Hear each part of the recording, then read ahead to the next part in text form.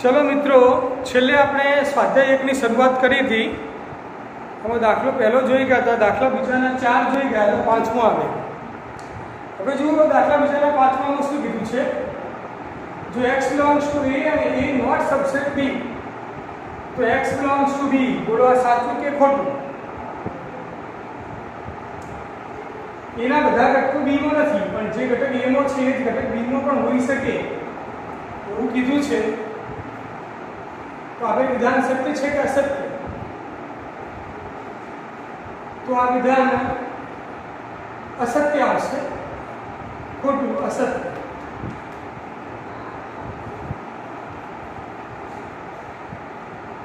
उदाहरण तरीके a is equal to 1 2,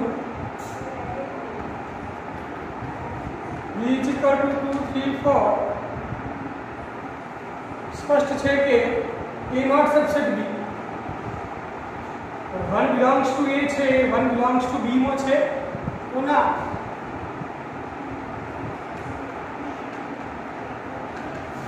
स्पष्ट है कि 1 बिलोंग्स टू x ની જગ્યા 1 લઈ, 1 belongs to a not subset b, એના બધા જ ઘટકો b માં નથી, a नॉट सबसेट b,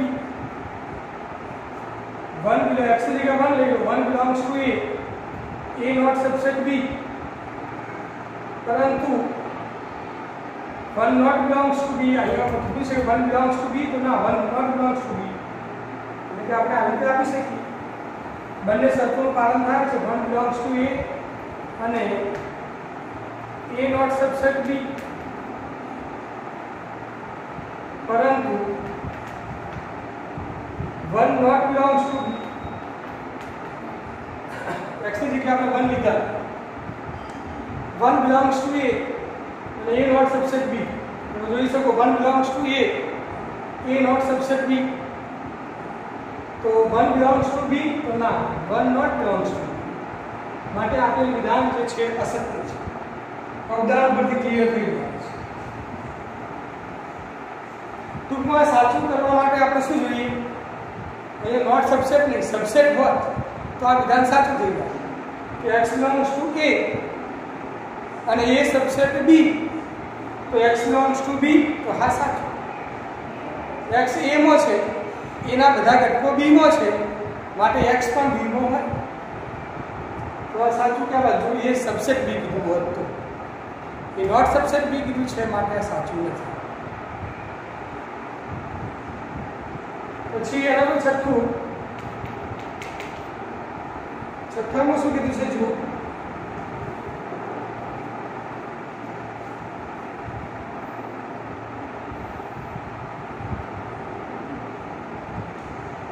જો a सबसेट b અને x not belongs to b, तो x not belongs to a, x b માં નથી તો પછી x a માં પણ નથી, તો આ વિધાન સત્ય થશે, સત્ય। સત્યનું કોઈ કારણ આપણને ઉદાહરણ આપવાની જરૂર નથી, સમજવું હોય તો બેન આકૃતિથી સમજી શકાય। સાર્વત્રિક ગણ u a ઉપગણ b એટલે આ a છે, આ b છે, x b માં નથી, x b માં નથી, x અહીંયા છે, x અહીંયા લઈ લો b ની બહાર, તો પછી x a માં પણ નથી, તો હા x b માં નથી તો પછી a માં નથી, કારણ કે જે મોટા ગણમાં નથી તો પછી નાના ગણમાં ક્યાંથી ઉભા, એ ઉપગણ b છે, એના બધા જ ઘટકો b માં છે, આ રીતે બે નાખી થશે એ ઉપગણ b, અને એમાં x b માં નથી તો x બાર બતાવે, તો x બાર બતાવતા હોય તો પછી એ b માં ન હોય તો a માં ન હોય, એટલે બે આકૃતિથી આપણે આ રીતે સમજી શકીએ કે આ વિધાન છે સાચું છે। x b માં નથી તો પછી x જોઈ શકો છો a માં પણ નાખે। ચલો એના પછી જો ત્રીજા દાખલાથી 12મા દાખલા સુધી ત્રીજાથી 12મા સુધી સાબિત કરવાના દાખલા છે। સાબિત કરવાના દાખલા પરીક્ષામાં ખાસ પૂછાતા નથી. આપણે બે ઉદાહરણો વચ્ચે આપી ગયા, એ આપણે ગણાવ્યા હતા, પણ સાબિત કરવાના દાખલાની લગભગ કોઈ જરૂર પડતી નથી. એટલે એ દાખલાઓ હમણાં આપણે બાકી રાખીએ છીએ. જો જરૂર હશે તો આપણે ચલાવીશું, જરૂર નહીં હોય તો આપણે હમણાં નહીં ચલાવીએ. સાબિત કરવાના દાખલાની એમ ક્યાંય જરૂર પડતી નથી. એટલે સાબિત કરવાના દાખલા બાકી રાખીએ છીએ. ગણતરીના દાખલાઓ પહેલાં જોઈ લઈએ. સમય રહેશે તો સાબિત કરવાના દાખલા ચલાવીશું, બાકી હમણાં કોઈ જરૂર લાગતી નથી. ગણતરીના દાખલાઓ જોઈએ તો 13મા દાખલાથી સ્ટાર્ટ થાય છે. તો હવે જુઓ 13મો દાખલો. એક શાળાના 600 વિદ્યાર્થીઓના સર્વેક્ષણમાં 150 વિદ્યાર્થીઓ ચા પીતા હતા અને 225 કોફી પીતા હતા. 100 વિદ્યાર્થીઓ ચા અને કોફી બંને પીતા હતા.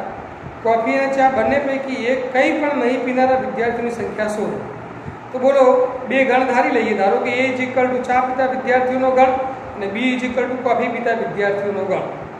એટલે નંબર ઓફ A તમારી પાસે છે, નંબર ઓફ B છે, નંબર ઓફ A છેદ B છે. આ 600 ને શું સમજવું? નંબર ઓફ U સમજવું કે નંબર ઓફ A યોગ B સમજવું? તો નંબર ઓફ U ક્યારે કહેવાય, નંબર ઓફ A યોગ B ક્યારે કહેવાય, તો આપણે આગળ ચર્ચા થઈ ચૂકેલી છે કે બોલો આ 600 ને અહીંયા શું કહેવું? તો અહીંયા એવું કીધું છે કે દરેક વિદ્યાર્થી ઓછામાં ઓછું એક પીણું ફરજિયાત પીશે એવું. તો ના, એવું કંઈ કીધું નથી. દરેક વિદ્યાર્થી ઓછામાં ઓછું એક પીણું પીશે એવું કંઈ કીધું નથી. તો પછી આને નંબર ઓફ A યોગ B ના કહેવાય, આને નંબર ઓફ U કહેવાય. તો આ નંબર ઓફ U તમારી પાસે છે 600. જો આપણે ધારી લઈએ.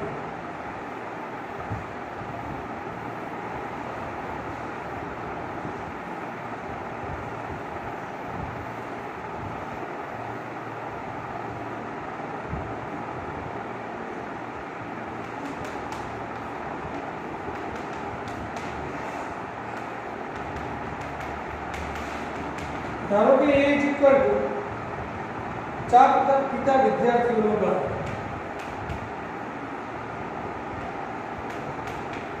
ચા પીતા વિદ્યાર્થીઓનો ગણ. B = કોફી પીતા વિદ્યાર્થીઓનો ગણ. 600 આપેલા છે નંબર ઓફ U. પછી 150 વિદ્યાર્થીઓ ચા પીએ છે, નંબર ઓફ A = 150.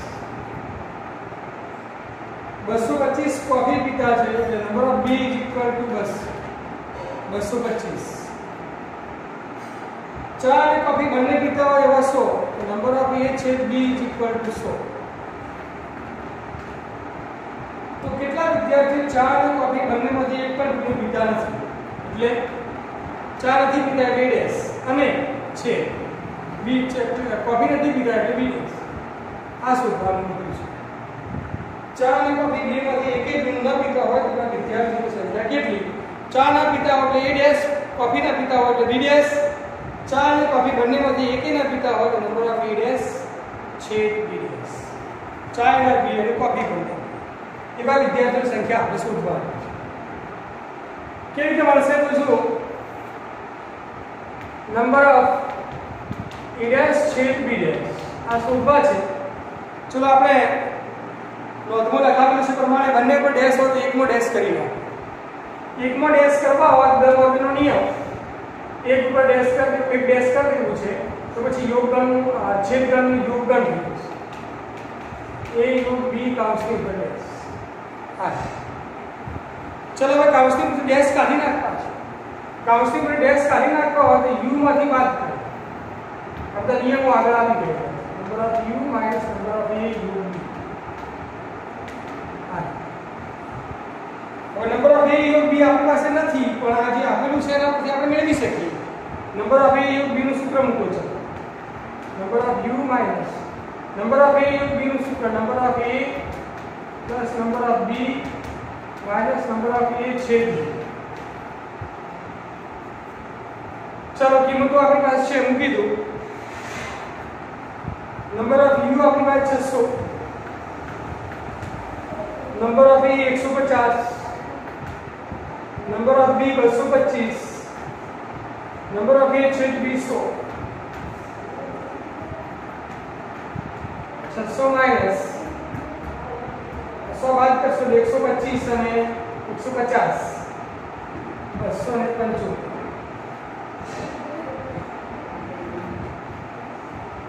चलो 275 बात करो 325 વિદ્યાર્થી એવા છે કે ચા અને કોફી બેમાંથી એક એક નું પીતા નથી.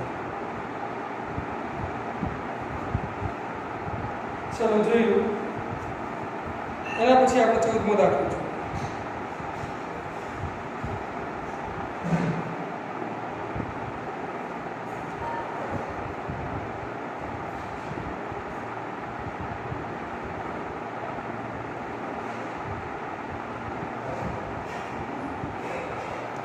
चलो 14માં કીધું છે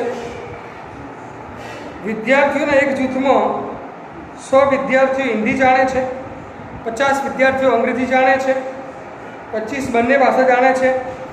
આ જૂથમાં કેટલા વિદ્યાર્થીઓ હશે? ચલો હિન્દી જાણતા હોય ને ગણ એ કહી દો, અંગ્રેજી જાણતા હોય ને ગણ બી કહી દો. બી ગણ ધારી દો.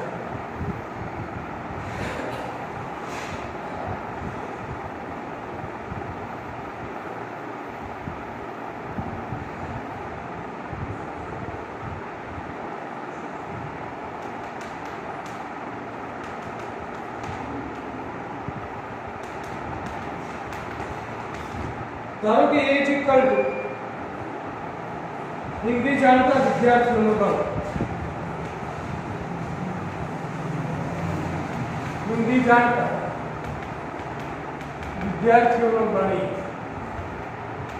બી ઇઝ ઇક્વલ ટુ અંગ્રેજી જાણતા વિદ્યાર્થીઓનો ગણ.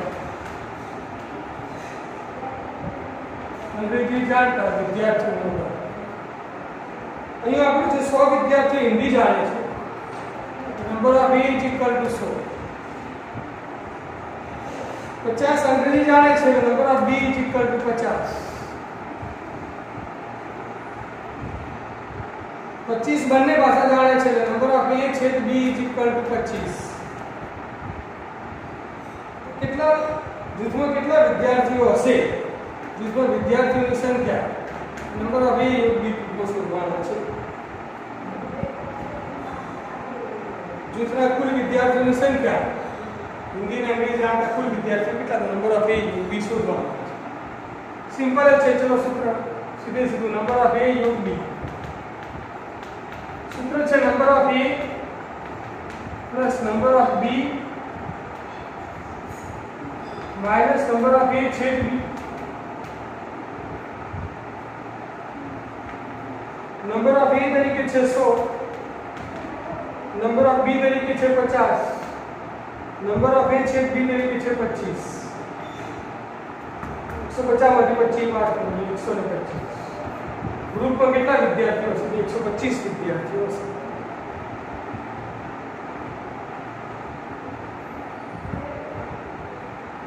ચલો જોઈ લો આના પછી ઉદાહરણ.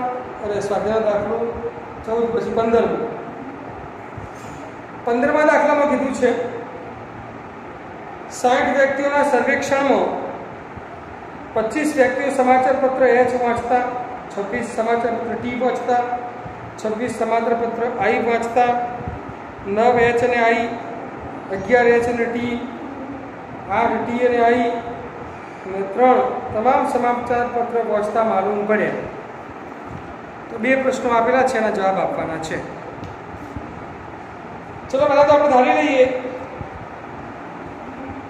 એચ ટી અને આઈ છે. તારીખ એ બીસી ધારો H T I H T I આપેલા છે 2 તારીખ.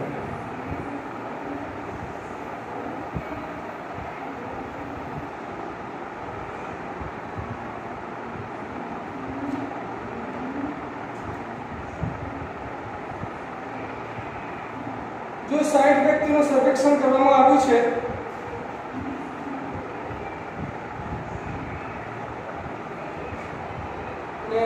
બે પ્રશ્નો પૂછેલા છે. ઓછામાં ઓછું એક સમાચાર પત્ર વાંચનાર અને માત્ર એક જ સમાચાર પત્ર વાંચનારની સંખ્યા કેટલી? એચ ટી અને આઈ આપેલા છે. ધારવાની જરૂર નથી, ડાયરેક્ટ જ મળી જશે.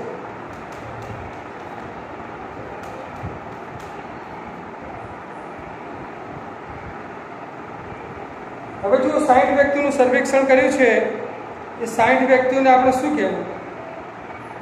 નંબર ઓફ યુ કે નંબર ઓફ એચ યુગ ટી યુગ આઈ. તો જો 60 વ્યક્તિનું સર્વેક્ષણ કર્યું છે ને એમાં દરેક વ્યક્તિ કંઈક ને કંઈક વાંચતા માલુમ પડ્યા છે. એનો મતલબ એ થયો કે જે સર્વેક્ષણ કર્યું છે એ સર્વેક્ષણવાળી બધી જ વ્યક્તિઓ કંઈક ને કંઈક વાંચે છે. એવું નથી કે 60માંથી કોઈ એવી વ્યક્તિ છે કે જે કંઈ પણ ના વાંચતી. દરેક વ્યક્તિ ઓછામાં ઓછું એક સમાચાર પત્ર તો વાંચે જ છે. એવું અંદર આપેલું નથી, પણ વિગત ઉપરથી આપણને ખ્યાલ આવી જાય છે કે 60 વ્યક્તિનું સર્વેક્ષણ કર્યું, એમાં કેટલીક વ્યક્તિઓ એચ, કેટલીક વ્યક્તિઓ ટી, કેટલીક આઈ, કેટલીક એચ અને આઈ, કેટલાક એચ અને ટી, કેટલાક ટી અને આઈ, કેટલાક તમામ વાંચતા માલુમ પડે. એનો મતલબ શું થાય કે કોઈ વ્યક્તિ એવી નથી કે કંઈ જ ના વાંચતી.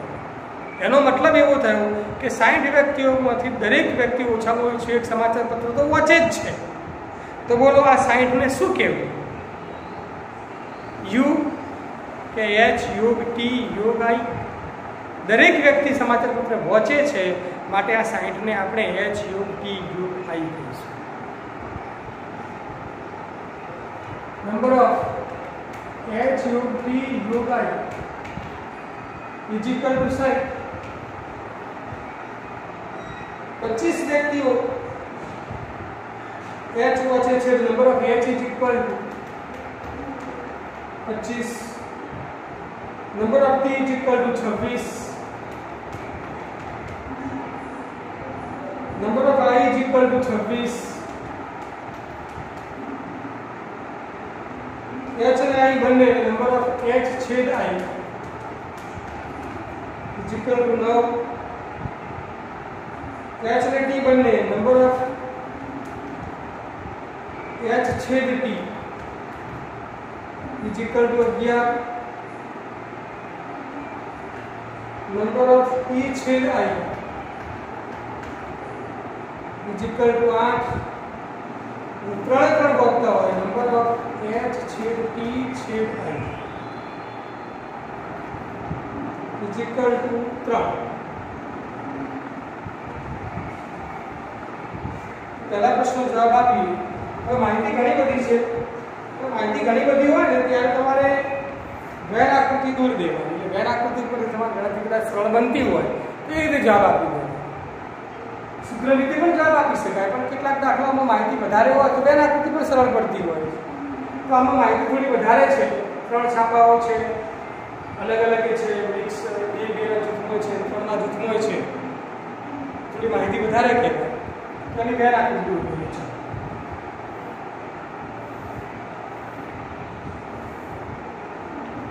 યુ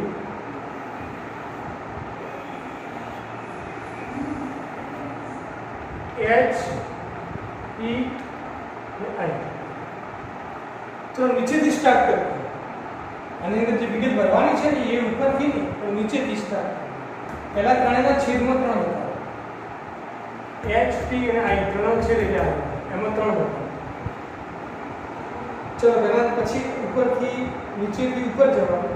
પહેલા પછી હવે આ ટી અને આઈ ના છેદમાં 8 હતા. ટી અને આઈ એના છેદમાં 8 બતાવવા. 8 માં 3 તો આવી ગયા.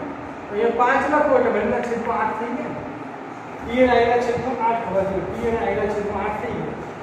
3 તો અગાઉ આપણે આવી ગયેલા હતા. 5 આ બતાવ્યા 8 થઈ ગયા. ચલો એનાથી પછી આગળ વધો. આટલા સુધી આવ્યા. એચ અને ટી નો એના છેદમાં 11 બતાવો.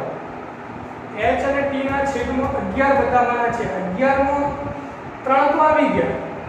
8 બતાવી દો. 8 ને 11 થઈ. ચલો પછી આગળ એચ અને આઈ ના છેદમાં 9 બતાવો. એચ અને આઈ ના છેદમાં અહીં 9 બતાવવાના છે. 9 માં 6 તો આવી ગયા અને 9 માં 3 તો આવી ગયા. 6 બતાવવાના. 6 3 9 થઈ. આઈ માં 26 બતાવો. આઈ માં ટોટલ આઈ માં 26 થવા જોઈએ. એમાં આઈ માં કેટલા આવી ગયા છે જોઈ લો. 6 3 9 9 ને 5 14 તો આવી ગયા છે. બતાવવાના છે 26. એમાં 14 તો ઓલરેડી આઈ માં આવી જ ગયા. તો બાકી કેટલા છે? 12 ને 14 તો આવી રીતે 26 થવા જોઈએ. ટી નું 26 થવા જોઈએ. टी में टोटल 26 टी में टोटल 26 के થશે તો જો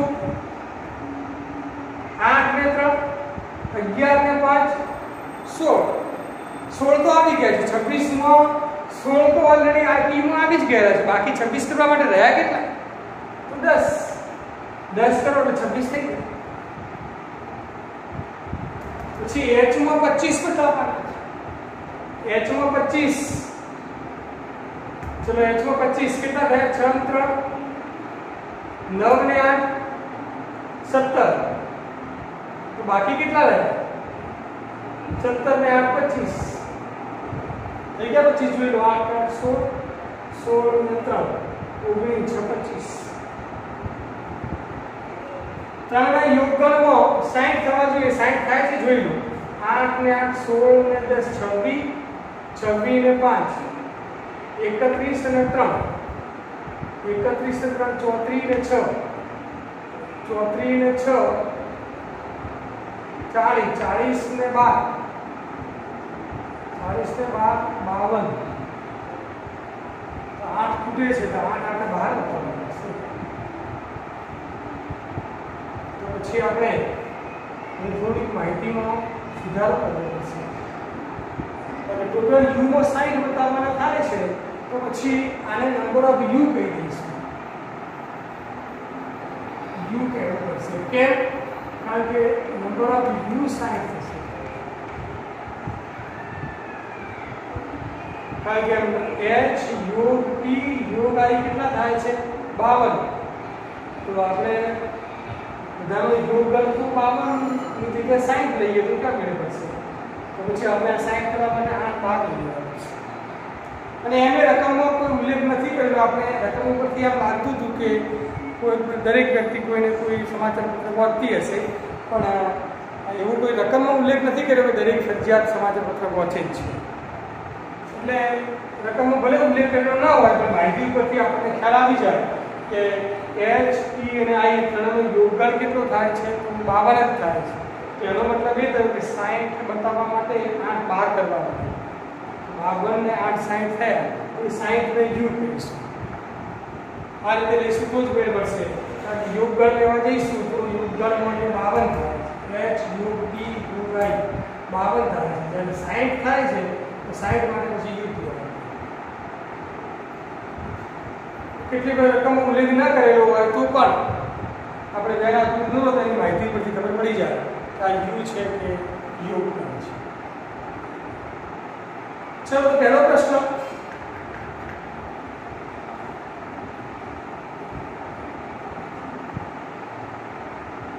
ઓછામાં ઓછું એક સમાચાર પત્ર વાંચનાર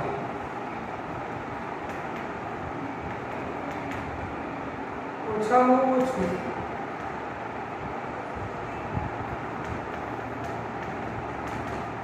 एक समाचार पत्र वाचनार व्यक्तियों की संख्या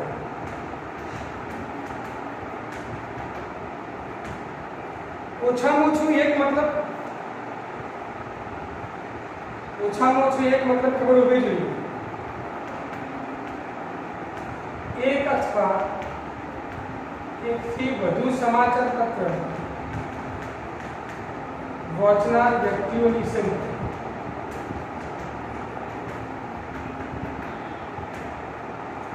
एक अथवा एक थी વધુ એટલે એક સમાચાર પત્ર વાંચનારા પણ આવી જાય એક થી વધુ એટલે બે સમાચાર પત્ર વાંચનારા પણ આવી જાય અને ત્રણ સમાચાર પત્ર વાંચનારા પણ આવી જાય એક સમાચાર પત્ર વાંચનારા કેટલા છે એક વાળા છે 8 10 અને 12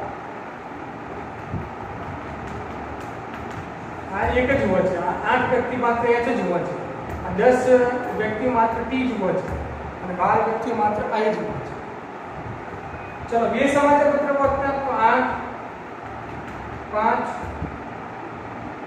5 અને 6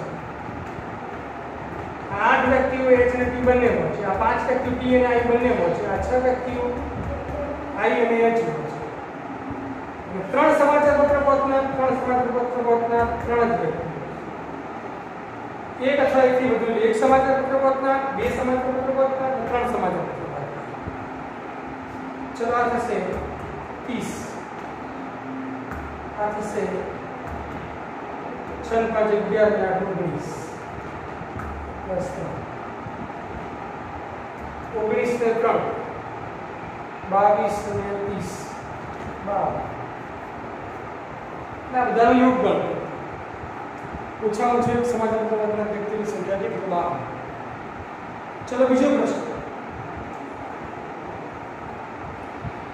પ્રશ્ન છે માત્ર એક જ સમાચાર પત્ર વાંચનાર વ્યક્તિની સંખ્યા કેટલી? માત્ર એક જ સમાચાર પત્ર વાંચનાર વ્યક્તિની સંખ્યા માત્ર એક જ સમાચાર પત્ર વાંચનાર વ્યક્તિઓની સંખ્યા બોલો. માત્ર એક એટલે માત્ર h વાંચતું હોય એમાં t કે i ના આવે. માત્ર h વાંચતું હોય વ્યક્તિઓ 8, માત્ર t વાંચતું હોય વ્યક્તિઓની સંખ્યા 10, માત્ર i વાંચતા હોય વ્યક્તિઓની સંખ્યા 12. તો આ થશે 30. તો ત્રીજો પ્રશ્ન અહીં પૂછ્યો નથી પણ ત્રીજો આપણે લખી શકીએ. ત્રીજો પ્રશ્ન એવો બનાવી શકીએ આપણે કે એક પણ સમાચાર પત્ર વાંચતું ન હોય h t કે i ત્રણેયમાંથી એકે સમાચાર પત્ર ન વાંચતું હોય એવી વ્યક્તિઓની સંખ્યા કેટલી? એક પણ સમાચાર પત્ર ન વાંચનાર વ્યક્તિઓની સંખ્યા બોલો કહી શકો મેં આકૃતિ પરથી? એક પણ સમાચાર પત્ર ન વાંચતું હોય, ન h નો હોય ને t નો હોય ને i નો હોય, એકેમાં ન હોય તો એ વ્યક્તિઓ કેટલી? 8. 8 વ્યક્તિઓ એવી છે કે એકે સમાચાર પત્ર વાંચતી નથી. તો સૂત્ર રીતે ગણવું હોય તો ગણી શકાય પણ સૂત્રમાં થોડી લોંગ પ્રોસેસ થાય છે, માહિતી ઘણી બધી છે એટલે. તો આકૃતિ પરથી આ માહિતી તમે સરળતાથી આપી શકો. આકૃતિ દોરતી ધ્યાન રાખો, નીચેથી ઘટકું બતાવો, 3 બતાવો, પછી t અને i ના છેદમાં 8 બતાવવા હોય તો આ 3 તો આગળ આવી ગયા, 5 બતાવી દો એટલે એવી રીતે 8 થઈ જાય. એ રીતે તમે નીચેથી ઉપર તરફ જશો એટલે બધી માહિતી મળી જશે. અને પછી h યોગ t યોગ i આ ટોટલ સરવાળો 52 થાય છે. તો પછી આ 60 છે તો પછી 8 12 બતાવે. u ના ટોટલ ઘટકો 60 થઈ ગયા. ચલો જોઈ લો એના પછી 16 નો દાખલો.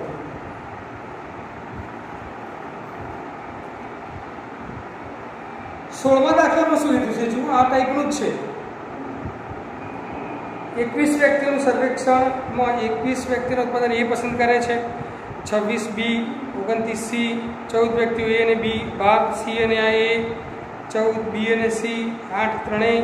તો માત્ર ઉત્પાદન સી પસંદ કરતી વ્યક્તિઓની સંખ્યા કેટલી?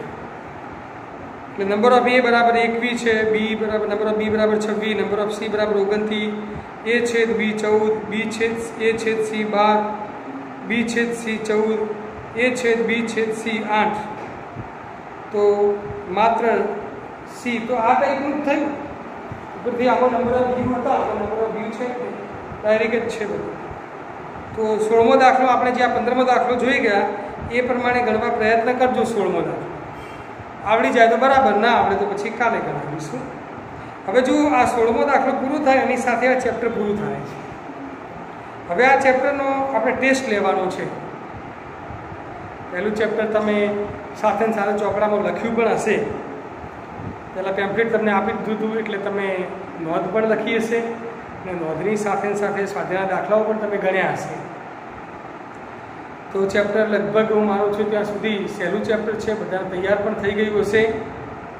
તેમ છતાં કોઈ ડિફિકલ્ટી હોય તો તમને એક દિવસ વધારાનો આપીએ.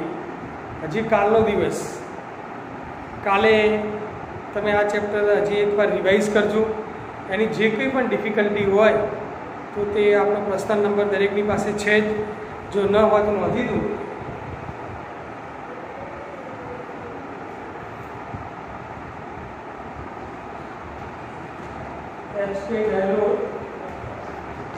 નંબર છે આપણો 94 તમને જે પીડીએફ આપી છે પેમ્પલેટ એમાં પણ આ નંબર છે.